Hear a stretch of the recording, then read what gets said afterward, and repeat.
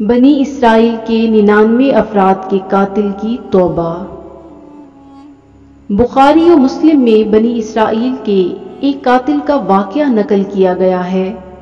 حضور اکرم صلی اللہ علیہ وآلہ وسلم نے اللہ تعالیٰ کے یہاں توبہ کی قبولیت سے متعلق صحابہ کرام رضوان اللہ علیہ مجمعین کے سامنے بنی اسرائیل کے ایک قاتل کا نہایت خوبصورت اور ایمان افروز واقعہ بیان فرمایا کہ بنی اسرائیل میں ایک شخص چوری، ڈکیتی اور قتل میں بہت مشہور تھا۔ نہایت معمولی بات پر کسی کو قتل کر دیتا تھا۔ ہوتے ہوتے اس کے ہاتھ سے 99 افراد کا قتل ہو چکا۔ اس کے بعد اس کے دل میں احساس پیدا ہوا کہ مجھے بھی تو اللہ کے یہاں جانا ہے۔ چنانچہ یہ فکر بڑھتا رہا اور لوگوں سے معلومات کرتے ہوئے سرگرداں پھرنے لگا کہ کیا میری توبہ قبول ہو سکتی ہے یا نہیں۔ کسی عالم شخص سے ملاقات کی فکر ہوئی، معلوم کیا جائے کہ ایسے شخص کی توبہ قبول ہو سکتی ہے یا نہیں۔ لوگوں نے ایک عابد شخص کے پاس جانے کا مشورہ دیا۔ اس شخص نے اس کے پاس جا کر مسئلہ معلوم کیا کہ کیا میری توبہ قبول ہو سکتی ہے اور کیا میری مغفرت ہو سکتی ہے جبکہ میں نے 99 انسانوں کی جان لی ہے۔ تو اس عابد کو مسئلہ معلوم نہیں تھا۔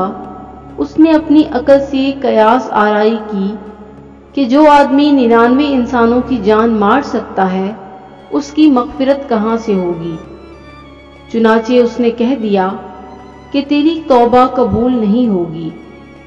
اس شخص نے غصہ اور جلال میں آ کر اس کو بھی قتل کر کے 100 پورے کر دیے کہ جب میری توبہ قبول نہیں ہوتی ہے تو لاؤ تجھے بھی ختم کر کے 100 پورے کر دیتا ہوں۔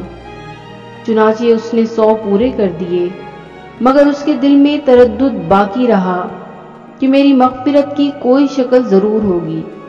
اس لیے اس نے لوگوں سے پھر معلومات کا سلسلہ جاری کر دیا کہ روئے زمین پر سب سے بڑا عالم کون ہے، اس سے جا کر معلوم کروں گا، وہی صحیح مسئلہ بتا سکتا ہے۔ آخر لوگوں نے اس کو بتایا کہ فلاں جگہ ایک عالم رہتا ہے، اس سے جا کے معلوم کرو۔ چنانچہ اس نے ایک عالم صاحب کے پاس جا کر اپنی زندگی کی کارگزاری سنائی اور 100 آدمیوں کو کس طرح سے قتل کیا ہے سارا کارنامہ سنا کر معلوم کیا کہ اب بتلائیے کہ میری توبہ قبول ہو سکتی ہے یا نہیں۔ کیا اللہ کے یہاں مجھ جیسے گناہگار کے لیے بھی کوئی مغفرت کا خانہ ہے؟ تو اس عالم صاحب کو چونکہ علم تھا تو اس نے بتایا کہ تیرے گناہ معاف کرنے میں اللہ کے یہاں کیا رکاوٹ ہے؟ اللہ کی رحمت کا سمندر تجھ جیسے گناہگاروں کے گناہوں سے بہت بڑا اور وسیع ہے۔ چنانچہ اس عالم صاحب نے مشورہ دیا کہ تم فلاں جگہ سفر کر کے جاؤ، وہاں کچھ اللہ کے بندے رہتے ہیں، ان کا مشغلہ صرف اللہ کی عبادت ہے، ان کے ساتھ مل کر اللہ کی عبادت کرو اور نادم ہو کر اپنے گناہوں کی معافی مانگو، انشاءاللہ تمہاری مغفرت ہو جائے گی۔ جب اس شخص نے آدھا رستہ طے کر لیا تو ملک الموت آ گئے اور اس کی موت ہو گئی۔ اب اس کی روح لے جانے کا مسئلہ کھڑا ہو گیا۔ آسمانوں سے رحمت کے فرشتے بھی آئے اور عذاب کے فرشتے بھی۔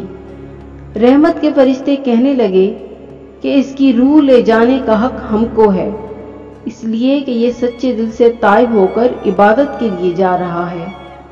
اور عذاب کے فرشتے کہنے لگے کہ اس کی روح لے جانے کا حق ہم کو ہے، اس لیے کہ اس شخص نے کبھی کوئی نیک کام نہیں کیا، پوری زندگی گناہ میں گنوا دی ہے۔ اسی دوران آسمان سے ایک آدمی کی شکل میں فرشتہ آیا۔ بعض روایات سے معلوم ہوتا ہے کہ یہ آنے والا فرشتہ حضرت جبرائیل امین علیہ السلام تھے۔ چنانچہ اس فرشتے نے تشریف لا کر ان دونوں طرح کے فرشتوں کے درمیان فیصلہ کیا کہ دونوں کی طرف مسافت ناپ کر کے دیکھ لو، جہاں سے آ رہا ہے وہاں کی مسافت قریب ہے یا جہاں جا رہا ہے وہاں کی مسافت۔ لہٰذا جہاں کی مسافت قریب ہو اس شخص کو وہاں والوں میں شمار کر دیا جائے۔ چنانچہ دونوں طرف کی زمین ناپ کر دیکھی گئی تو جہاں جا رہا تھا وہاں کی مسافت جہاں سے آ رہا تھا اس کے مقابلے میں صرف 1 بالشت قریب ہے۔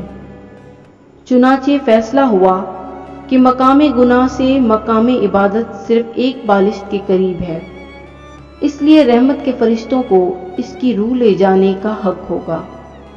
چنانچہ اللہ تعالیٰ کی طرف سے اس کی مغفرت کا اعلان ہو گیا۔ ایک اور روایت میں آتا ہے کہ جب اس شخص کے پاس ملک الموت آیا تو وہ شخص سینے کے بل اس سرزمین کی طرف گھسیٹتا گیا۔